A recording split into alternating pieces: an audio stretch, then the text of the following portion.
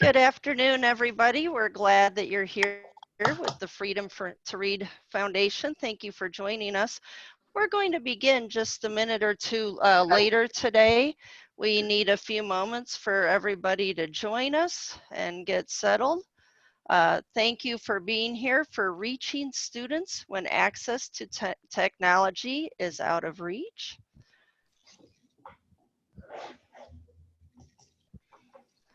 I'll have a slide up a couple of times this afternoon sharing some additional webinars that we have coming up. And we'll just give people another minute to get started.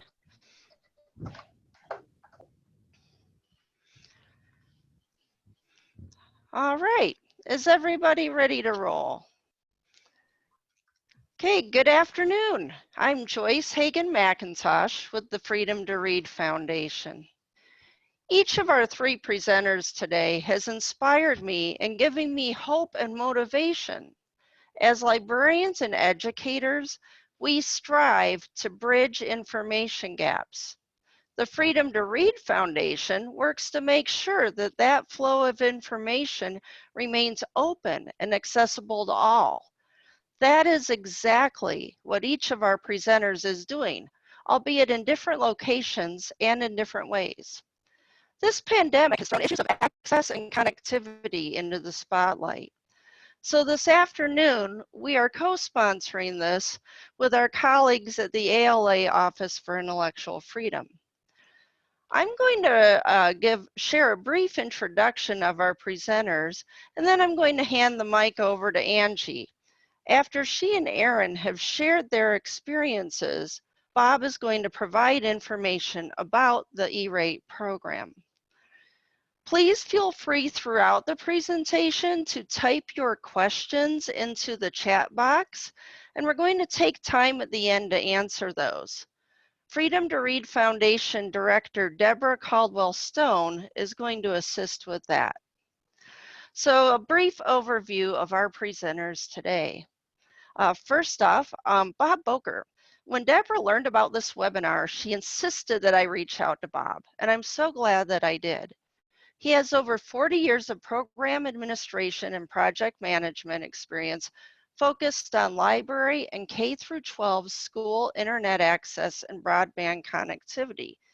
From a national perspective, he's served on the ALA E-Rate Task Force since 1999, and he's a primary author of ALA's comments to the Federal Communications Commission on E-Rate and broadband issues.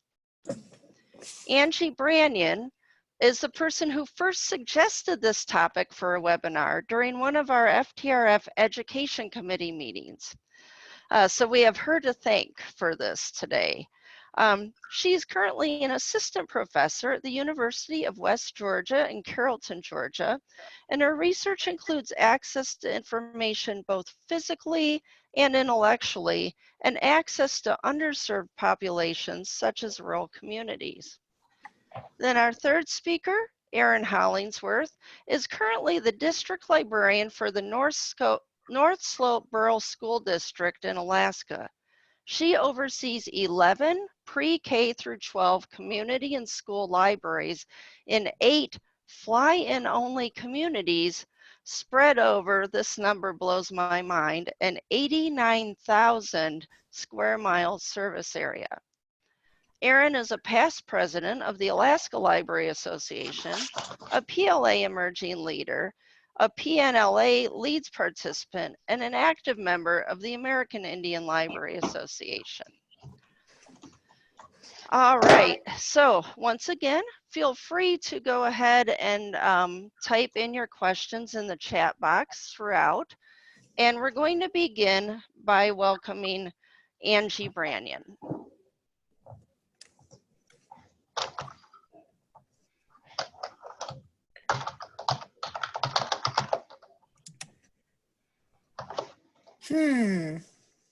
All right. Can you see it? We sure can. Okay.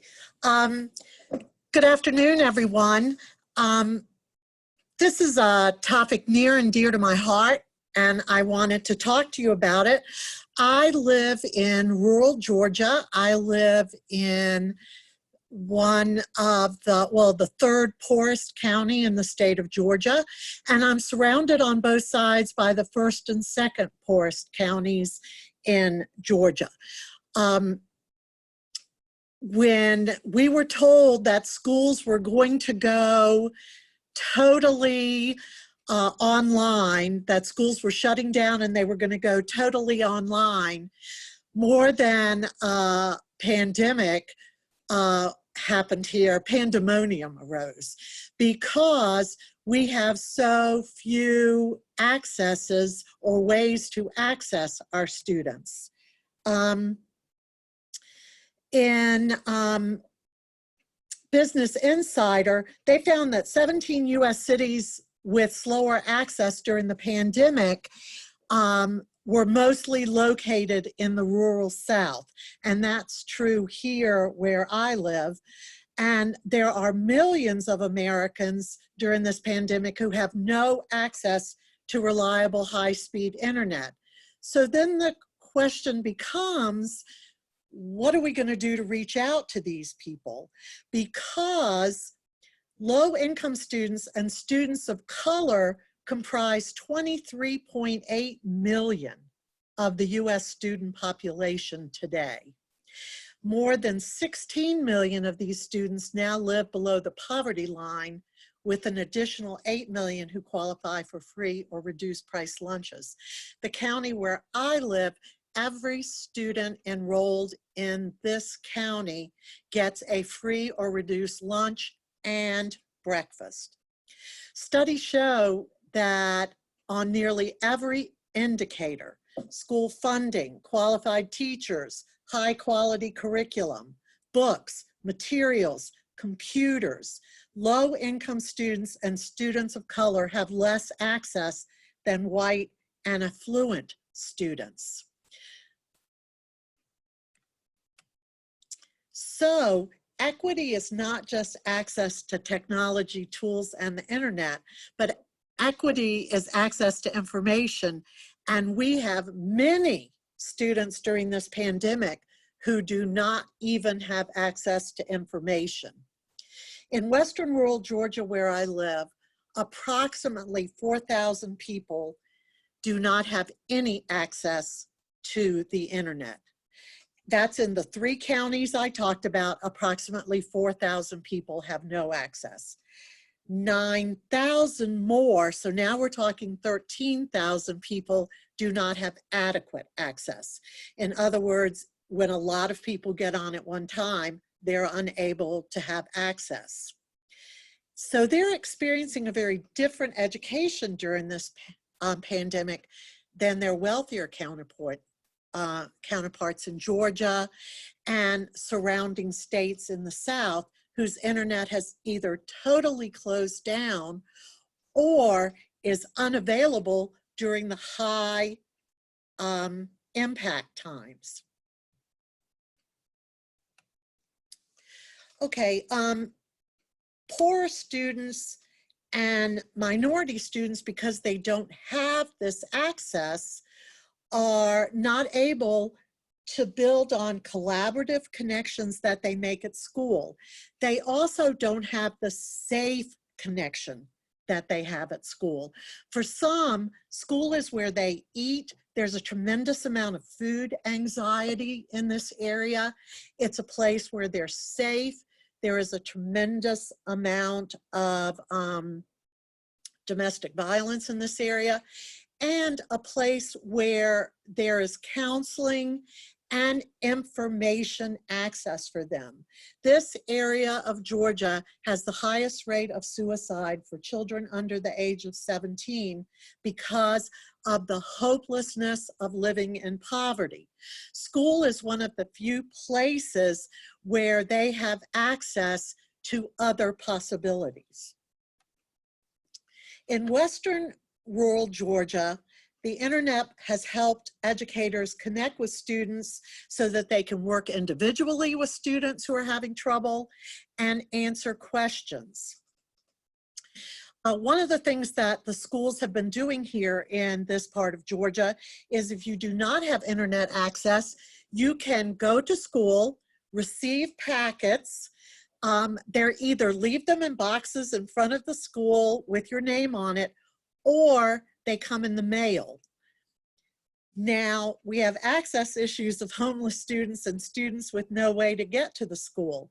Students who are homeless have a mail address to get a packet from the school, and students that live a long distance from the school have no way to get to the school to get packets. So once again, although the solution is to offer them print packets of what everyone else is getting online, we still are not reaching all of the students, and probably the students that need the support the most. So some of the other ways that the schools are trying to help is they're parking buses in neighborhoods. And these buses are not only bringing the packets to different neighborhoods, but they're also delivering mobile hotspots and delivering lessons from the school. So they know where the children live, so they're taking the buses to the places where there is little to no internet access or little to no good internet access and offering them a mobile hotspot. Our county has negotiated with internet companies here in the area to provide free access without eligibility. The eligibility used to be that you had to be eligible for free or reduced lunch, and you had to have a certificate that showed it. The internet access in our area, the internet companies in our area now no longer makes you prove that you're eligible. The schools turned in one document that said everyone's on free and reduced lunch. So if you call up, the internet will provide free access and waive the installation fee. You don't even have to pay the installation fee now. Schools also are allowing students to come up to the school and check out a computer to take home. So now that more homes are being able to get internet access, the schools have opened up again and are checking computers out. They also are using public television to provide lessons tied to standards. So still, if you can't get computer access, many people can get TV on their phone, or they have TV access. So the public broadcasting system in Atlanta is offering educational access for students on the things that they're doing. Libraries and schools are leaving access on all day and all night at their schools so that students who can get to the schools or the libraries can sit in the parking lot and do work. Okay, it's no longer a luxury. This is serious. It's really a social justice issue. It's a 21st century civil rights issue. This was a comment that was made recently at the Kansas City Public Library Conference, and was said by an advocate for closing the digital divide. Although we've all known there was a digital divide, it's become so much more apparent now that we are all trying to use the internet at the same time. Bill Clinton said, "It's dangerously destabilizing to have half the world on the cutting edge of technology while the other half struggles on the bare edge of survival." I see that so clearly in my community, the difference between the haves and the have-nots. The students who have access to their teachers, access to working collaboratively with their classmates, access to contacting their teachers to get personal help. We even had one teacher who went and sat outside the glass door of a student's home with a whiteboard to teach a student a math problem that he just couldn't understand. So students with no technology are even more isolated than we are before then. So not only is reaching out to students with no technology essential. It is a civil rights issue, and it is a social justice issue. Thank you, everyone. Thank you very much, Angie. Next up, we're going to hear from Erin Hollingsworth speaking to us from, are you in Borough, Alaska? Utqiagvik, or the community formerly known as Borough, yes. All right, thank you. Well, go ahead and, so Angie, when you end, oh, there we go. All right, take it, Erin. Are we good? Thank you. All right, welcome. Thank you again to the committee for pulling this together. Thank you, Angie, for letting me follow on your footsteps. I'm Erin Hollingsworth. I'm currently in Utqiagvik, Alaska, northernmost region of the state. When I present, I normally like to do a land acknowledgement, and I've fussed about how to do that via Zoom.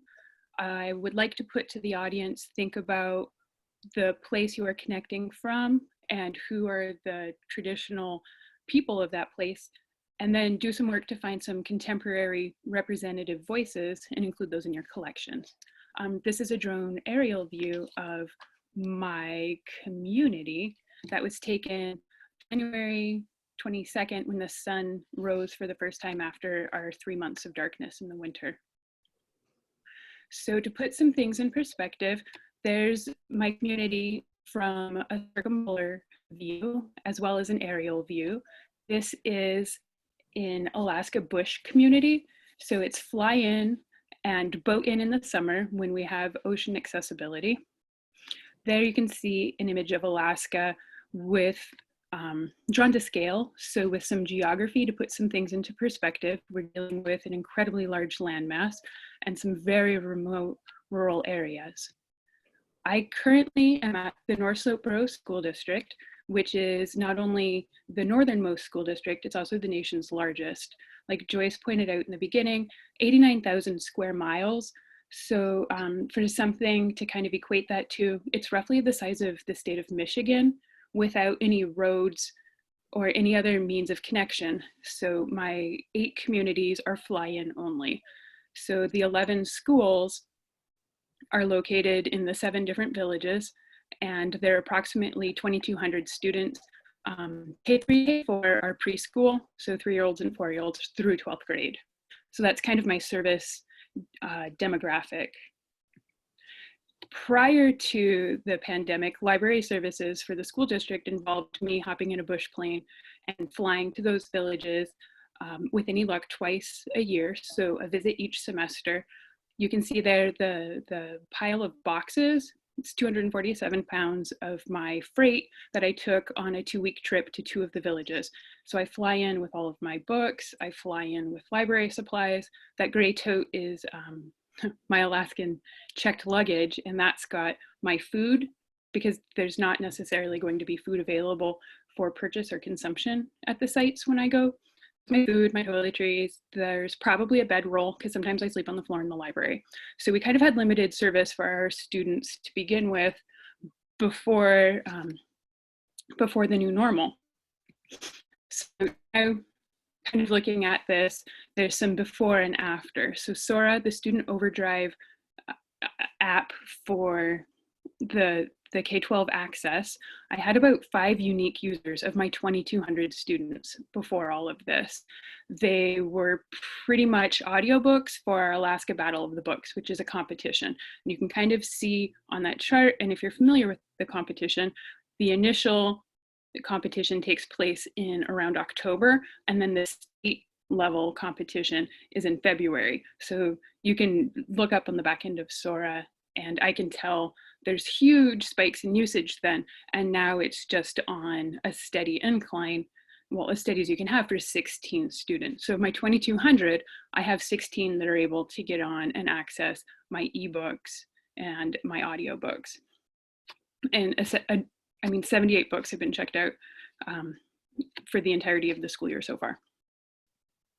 So household internet and connectivity, and what does that look like?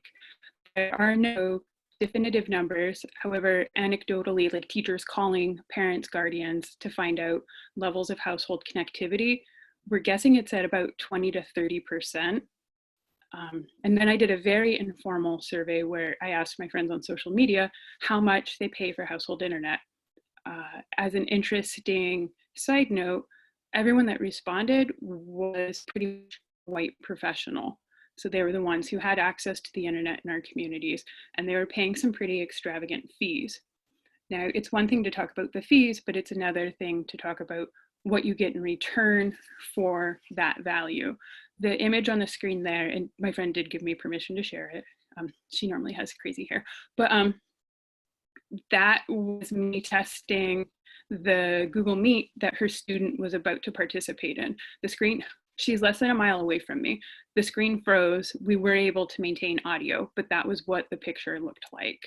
The other shot she sent me when I checked in and asked how the meeting went. And you can tell from the computer monitor there that the teacher's coming in clear, the students coming in clear. And when I inquired, 5 of the 25 students in that class were able to participate in that session. So again, kind of aligns with the percentages we're expecting. So the other 70 to 80%, kind of like Angie mentioned, they're getting packets. So the teachers have been in the school buildings making packets. This has been incredibly problematic in our villages that don't necessarily have ready access to the reams and reams of paper or the toner required to print this. There's one copy machine, and all of a sudden you need to print every lesson for every student for the next 6 weeks and get it ready for distribution. Another factor that needs to be taken into consideration with this is all of the supplies need to go home. As you can see on the larger tables there are boxes. In those boxes, there are math manipulatives, there are crayons, there are markers. There's everything that those elementary students are going to need to do their lessons, because we don't have stores where you can go and purchase crayons or go and purchase pencils. So we need to make sure we're including those provisions when we send them out to students. I'm also quite keen on the fact that they have the book hangers. They're sending books home. My perspective from the library and this group of teachers agrees, get the books home and we'll worry about them later. So there's some of the packets. I included my slide here of boxes and bears as a reminder to kind of reemphasize what Angie touched upon. You know, the book drop off, the homework drop off, those boxes have been empty. My students don't have transportation to the school. Most of them live less than a mile away. However, it's 20 degrees outside right now, which for us is kind of balmy. And this is the warmest it's been in the 3 weeks we haven't had school. So like there are all sorts of factors affecting whether or not students or their families can come in and drop materials off. I'm also 300 miles north of the Arctic Circle. Bears are a genuine concern. The community of Utqiagvik is the polar bear capital of the United States. They have polar bear guards. We had 5 bears in town all winter until 2 of them were shot. So I point this out recognizing not everyone is going to have polar bears in their communities, but they will have predators, be it whatever type. Encouraging children to come and sit unattended in the parking lot of schools is kind of one of my soapboxes that I'm really getting frustrated about, because I think we need to put student safety at the forefront. So going into some of the methods that we have found that have worked, the story times and information being distributed via public radio and VHF, or very high frequency radio. So the image there are 2 of our community health educators that are doing a live radio broadcast on our public radio, KBRW, to keep the public informed. Part of this is because not everyone has television, not everyone has access to the Alaska Information Hub, which is the website that's updated daily to push out the governor's mandates and to push out other health information that's needed. So it's being done via the radio. The VHF is also being utilized to push out information. The radio, it helps that I'm on the board of directors, but our public radio is also working in collaboration with the school district to provide 3 daily radio shows. One is geared towards younger children in picture books. One is geared towards Utqiagvik language and culture. And the last is kind of a time story hour with chapter books. It's not a full hour, it's closer to half an hour with chapter books. I included there the Inhabit Media logo as a reminder to myself to let you know that a lot of the publishers have made available their policies regarding use at this time, and the smaller publishers that I've written and requested permission have been amazingly willing to oblige. All that Inhabit Media asked was that I include the names of creators, so authors and illustrators, and thank them as the publisher. They're in Inuit-owned publishing house in Nunavut, so a lot of their materials are created by Inuit. They understand completely the situation my school is in, and we're really eager to help. And I just think that's wonderful. And I'm sure that there are groups within your community that could do some similar. All right, so getting back into some of the meat and potatoes of what's actually happening, I do Read Across the Slope, book ownership, distribution. Don't necessarily do it the first week of March with Theodore Seuss Geisel's birthday as Read Across America, but do it when it kind of fits into our timeline, when I can get books shipped out on the freight to the villages, and distribute for book ownership prior to summer reading. It's usually used as an engagement activity then. However, it's what we had. So the principal and the 3 teachers there got together and they went through the boxes of books and individually picked out materials that they thought would appeal to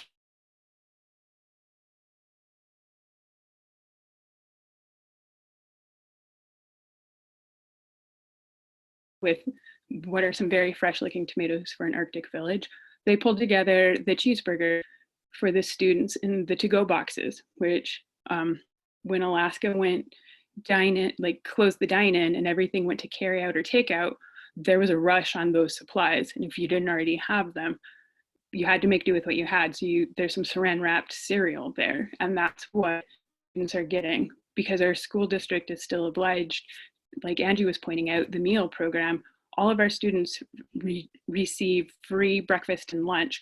And in the 7 villages, not Utqiagvik, but our 7 outlying villages, the elders in the community also receive their meal, the free lunch program, through partnership with the borough.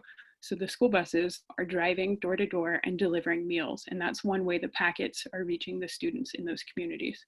So last Friday, on Good Friday, the teachers got together, they picked out their books, they made signs, and they went and visited students. I went online and actually took these pictures from community members in this village. Not only did they deliver the cheeseburgers, as you can kind of see there, they also delivered the books for student ownership, and they got a dozen eggs and markers. I don't know how they got the fresh eggs, but in remote Alaska, fresh eggs are a rare commodity, and it was much appreciated. So it was kind of a way to maintain that personal relationship and that trust with the students and kind of prioritize what is important. And I think coming at this from my perspective, that trust and that relationship and reinforcing that the safety is important above some of our other services. But I was also incredibly delighted to see that the students were, receiving books along with this care package of wonderful goodies. So that is some of what we're doing. One of the things that I have seen bounced around, and I made a note here to address it, the implementation of hotspots. We have buses, we have the capacity to set up hotspots, we don't have the hardware. This situation hit everyone at the same. This situation hit us all at roughly the same time, and we are dealing with the lack of hardware. And I'm not sure if it's because it's not nationally available, or if this is because Alaska is so far in regards to the supply chain.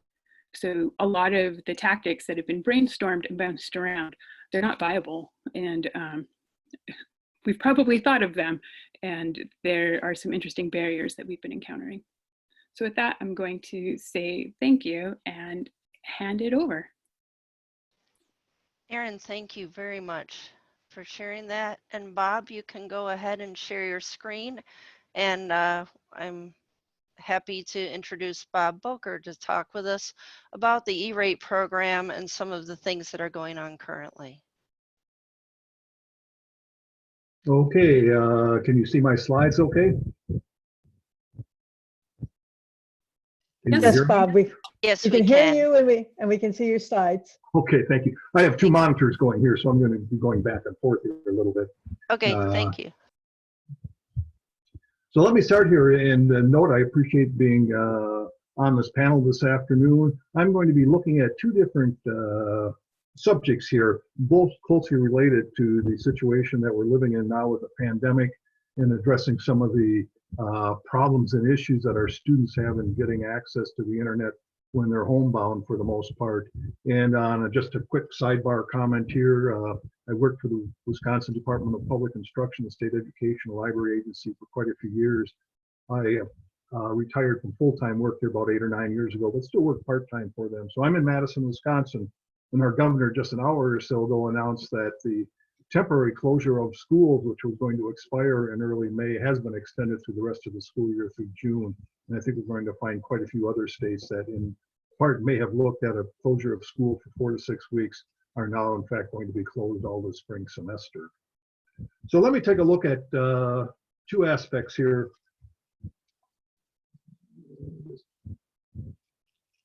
One of which is the E-rate basics, and then I'm going to get into specifically what are some of the activities that are happening inside the Washington Beltway in relationship to addressing the homework gap.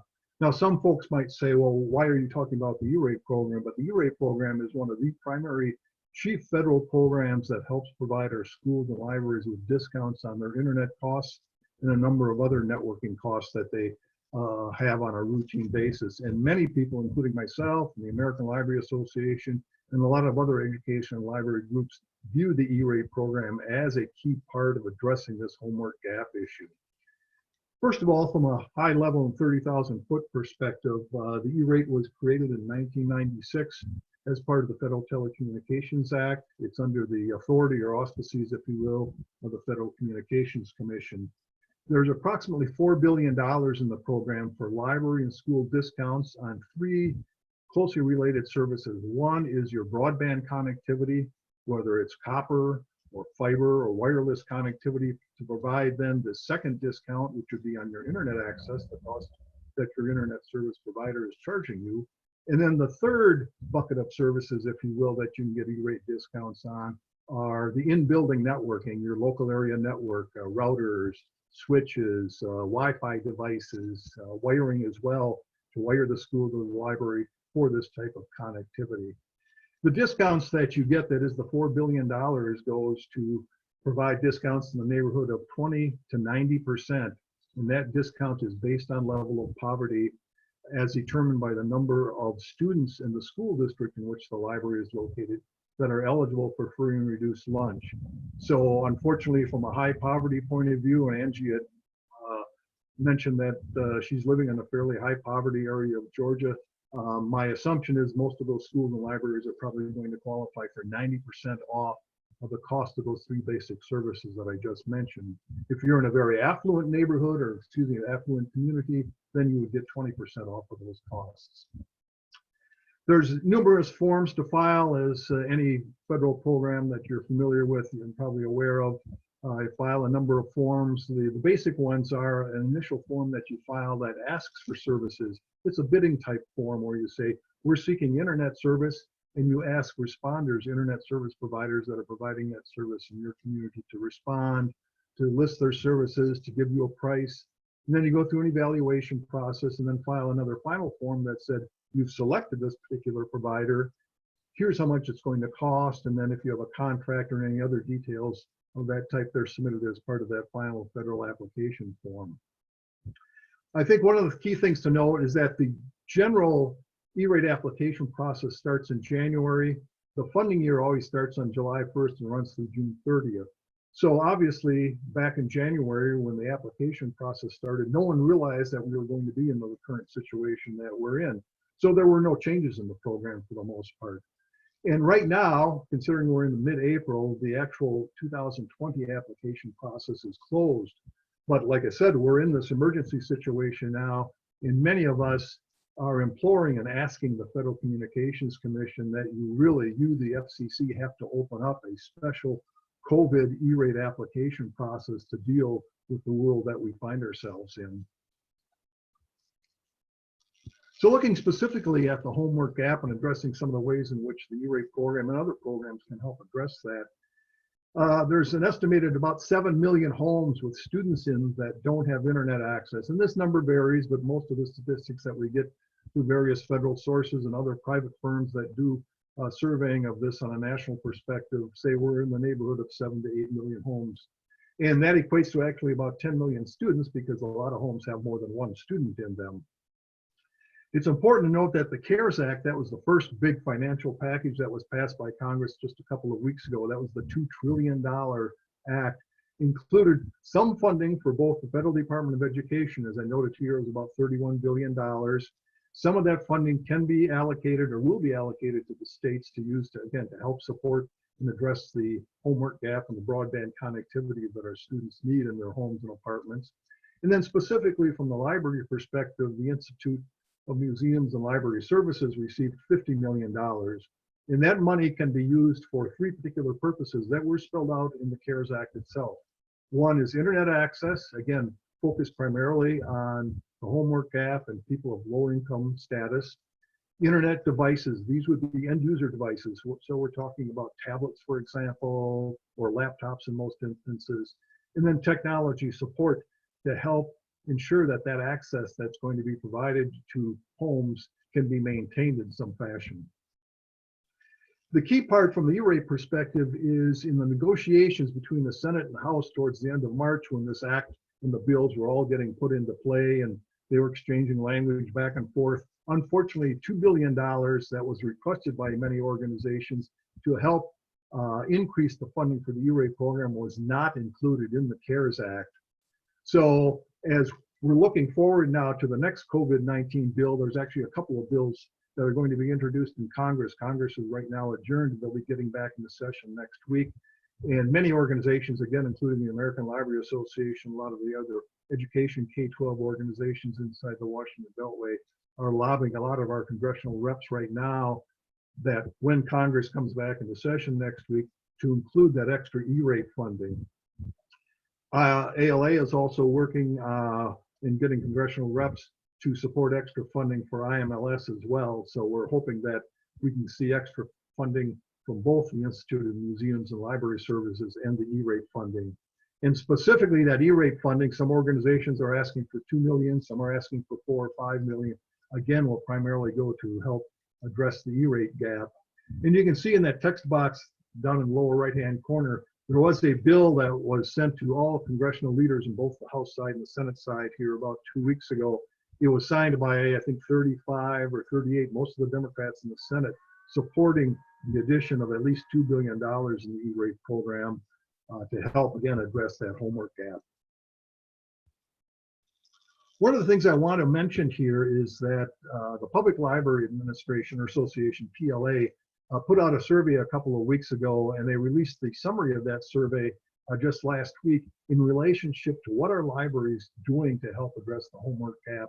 And two of the interesting statistics I saw here is, the first one is that 81% of the libraries already offer Wi-Fi connectivity outside of the building even before the COVID epidemic hit us. So that number somewhat surprised me. I didn't think it was going to be that high.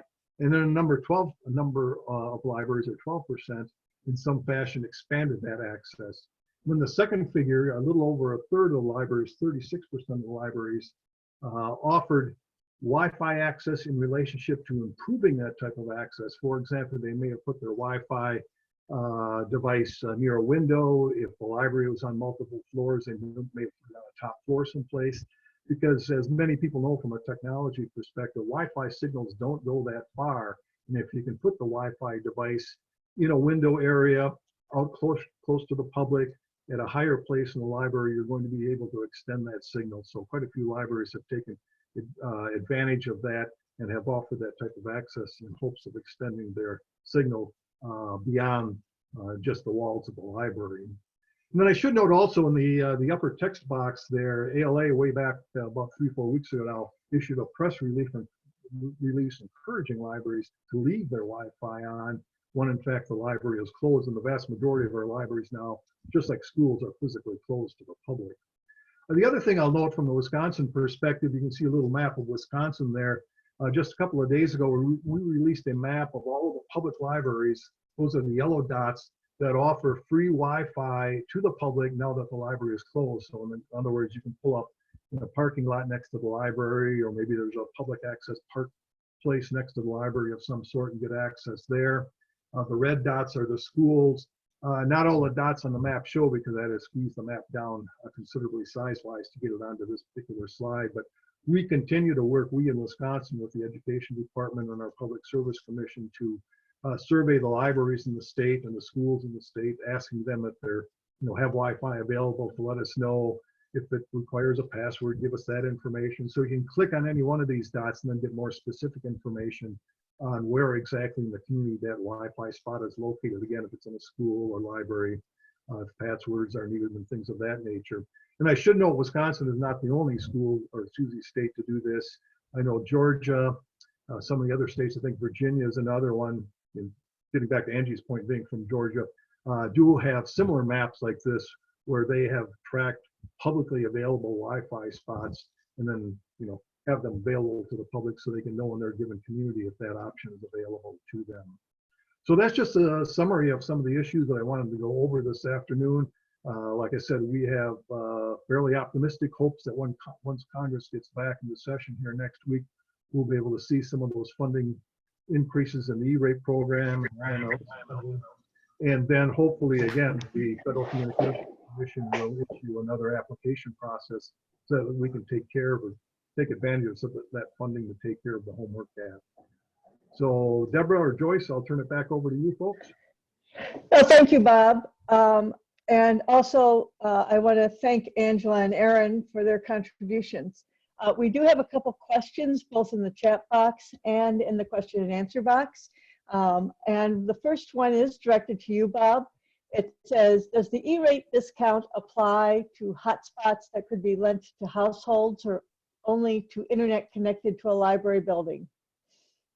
Well, this is of interest, and I didn't get into this as part of the presentation over the last few minutes, but one of the stumbling blocks currently in the FCC rules and regulations is that those discounts on internet connectivity can only apply to internet access within the school or library, or on school and library grounds. And a lot of organizations, again, including ALA, are pressing the FCC to broaden that to allow Wi-Fi devices to be E-rate eligible, even if they're going off school or library grounds, for instance, into a home that doesn't have access. So I'm fairly certain that once we see, again, cautiously optimistic here, some of this congressional language come out in the next few weeks, we will likely see a clause or a phrase someplace there in the language that mandates that the FCC allow that. But right now, that is a stumbling block. Okay. And a second question, again, I think it's directed to you, but maybe Erin and Angela, you can contribute as well. They're asking about how to get better data. She says, for example, looking at my community, the estimated percentage of homes with broadband from the census versus our result was 93%. But they've now found out that their actual need is very high as a result of the gap that developed as part of this pandemic situation. How do we really figure out what's needed to address the homework gap? Well, I can make a couple of quick comments here. Something that's not going to be of direct benefit, but will be of benefit down the road, is that Congress just passed about a month ago now, third week of March, broadband mapping bill that mandated again that the Federal Communications Commission move to make more and better statistics available on who has broadband connectivity at the home and who does not. This whole broadband mapping long predates the COVID crisis that we live in now, going back many years, where maps have not been that accurate for a variety of reasons that I don't have to get into at this point in time. Again, that's not going to be of immediate help. It's going to be of help down the road, however, in that we're going to have far more accurate maps. Part of the problem that we work with, and I have personal experience in this in relationship to the work that I'm still doing in the Department of Public Instruction in Wisconsin, is there's privacy issues. There are issues in certain instances where homes don't want to necessarily even admit that they don't have internet access. And so this is a problem for the most part in getting accurate data. And I don't have any, good, solid answers to deal with that at this point in time. Thanks, Bob. I actually am curious, do you, in light of what the proposals are, how is that going to help really rural areas, isolated areas like what the kind of situation that Erin is working with? Are these proposals really going to make be a good remedy for that, or is that down the road as well? Well, from a connectivity point of view, most of the proposals in relationship to extending the E-rate program are neutral in the way that that connectivity can take place. So certainly up in Alaska, in many instances, as Erin is very familiar with, wireless connectivity is one of the few ways in which you can actually get internet access in those remote areas. So E-rate funds even now can be used for wireless connectivity, be it various parts of the frequency spectrum, microwave, TV, white spaces, and so forth. In more urban areas, there's a good chance that if you have a low-income neighborhood, for example, there's probably either a phone company or one of the traditional cable companies like Comcast or Cox Cable that likely serves that neighborhood. It's a matter of the family being able to afford that type of access. And as Angie mentioned, a lot of, the good news is to a certain extent, a lot of the phone companies and the cable companies now, at least for the next month or two or three, are offering steep discounts or in some instances free access to the internet to help address the gap with those students that don't have access. Yeah, and maybe there was a comment that all of this is wonderful, but unfortunately we have remote areas with no cell service or internet lines. I'm sure that's a familiar situation for you, Erin, as well as Angie. Any comments? We have communities that are connected via satellite. It's incredibly expensive. One of the few workarounds are hosting community libraries. The K-12 public schools offer the community library through an IMLS Native Basic grant through our tribal college. So kind of doing that and working in conjunction with our partner organizations to try to emphasize, boost the bandwidth. But I agree with some of the comments that I'm reading. It's really tricky, right? Because programs to support and fund if there's infrastructure in place. And if you're in a community that does not have the infrastructure, we need to, my opinion, I guess I should clarify, we need to do more so that we are creating infrastructure to get to those communities and building on the question, like the census numbers. I live in an indigenous community where census workers tend to be outsiders who go door to door. People don't answer their doors. Our census is not an accurate representation of our community. And I question if it is most of Indian country. And I think this is one of the biggest issues librarians face, is how do we actually get to learn what the group that doesn't have a voice need? Like, how do we reach them? Absolutely. One of the issues that we have in my county is that we have areas in the county still where whole groups of houses live off the grid. They don't have electricity. They don't have plumbing in their houses still. And so even if we got, broadband access, they don't have any way to connect to broadband access. So that's why the buses have been going around to neighborhoods and handing out computers and having mobile hotspots, and they'll go to different neighborhoods different days and stay for a period of time to allow students to use the computers around the bus area so that, and then they save it on the computer, and they actually have people that work on the buses who then send the assignments to the correct teachers.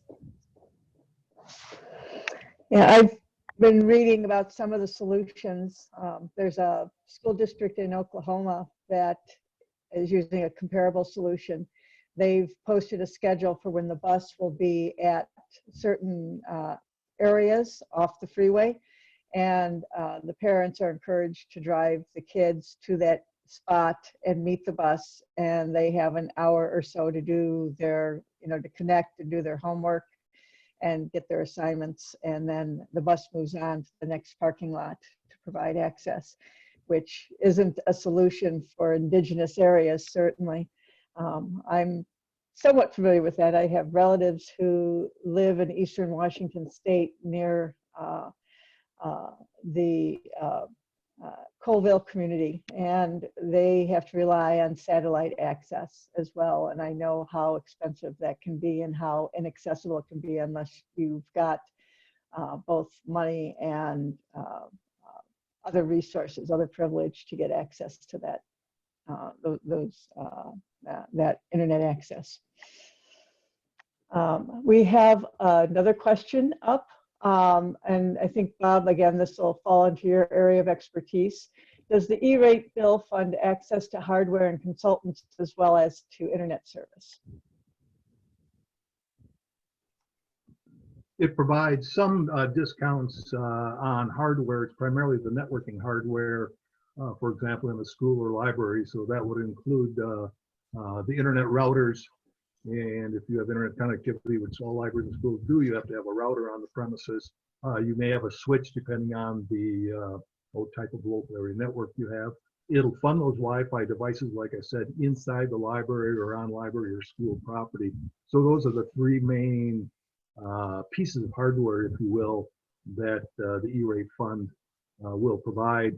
And then getting back from the personnel point of view, it does not fund personnel directly, like you can't get, a tech person at the library or school funded through the E-rate, but it will provide support if you have a contract with a local firm to help support your internet router.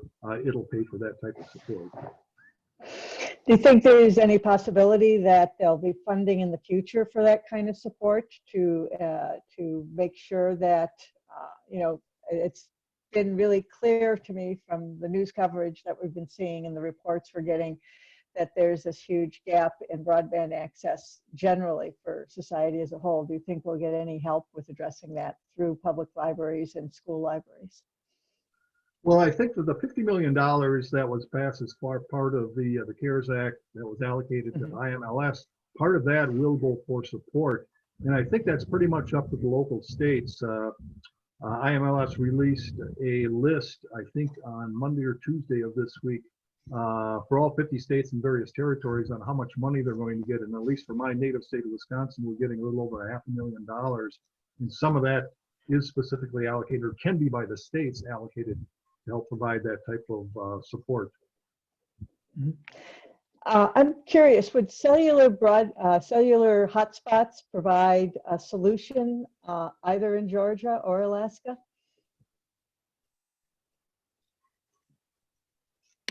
I bounced that off our IT and, setting up school buses. We have bus drivers setting up school buses as hotspots. The hardware is not available.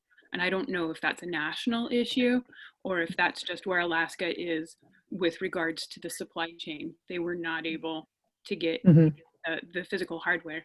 And kind of building on Bob's previous answer, I don't know about other state libraries, but our state library has an E-rate consultant who our schools can reach out to, and she is incredibly helpful with navigating that process. So I'd like to suggest maybe there's someone in the state library or within your local library organizations that can help. I know it's not the best answer, but we're librarians and we're resourceful. I'm sorry if I can just break in here, Deborah. Erin, you're right, and I was remiss in not mentioning that. You have Valerie Oliver, who is the Alaska State E-rate coordinator, and she's a fantastic person. I've known her for many years. She does a lot of hand-holding as far as filling out the E-rate application process, which, can be rather daunting from time to time. You're very fortunate. Right, and I think at least 46, 48 out of the 50 states have an E-rate person in the state library, and oftentimes there might be a separate person in the state education agency that can help out in some respects too.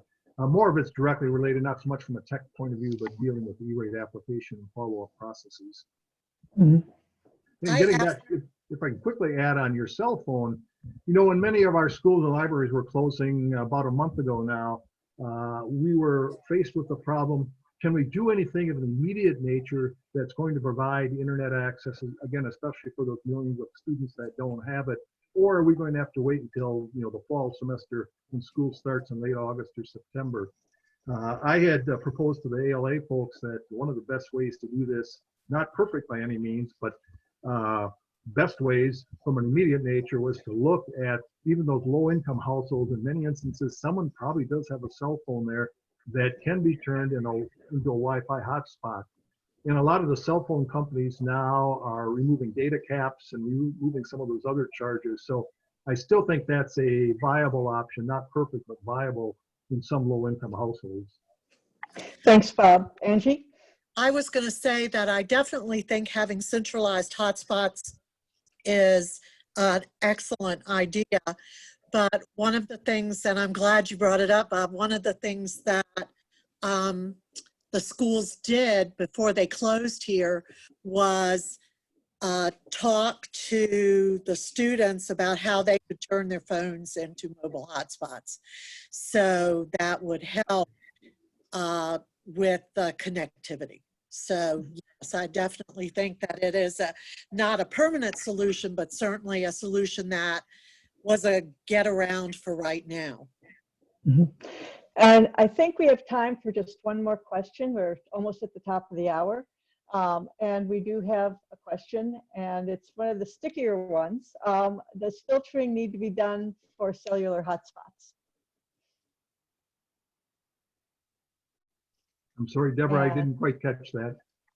Does filtering need to be done for the hotspots? And just for context, I know that this question came up in a number of Western states where the cell phone companies have been distributing free Wi-Fi hotspots to public libraries and schools to distribute. And all of a sudden there was a question that if there's a filtering requirement, does that filtering requirement apply to the hotspots? And my understanding is that the hotspots as a piece of technology themselves can't handle that kind of software. So is there any knowledge about that kind of requirement? Well, that's another rather difficult issue. Right now, again, if those hotspots are being lent out to homes, they're not E-rate eligible anyway.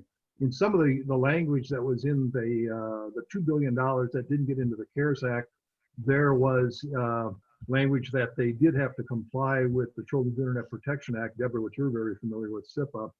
I know that there have been attempts now that when this new legislation gets into play, when Congress reconvenes, to remove that language.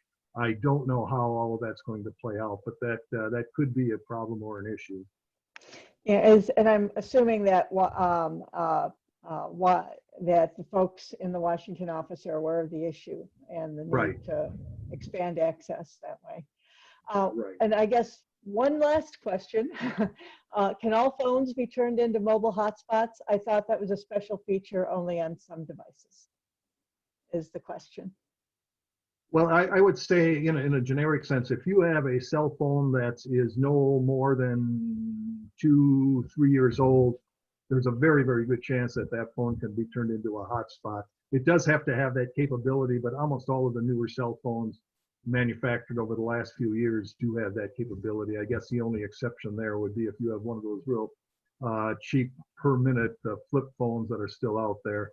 It might not have that, but the vast majority of newer phones do. Okay, great.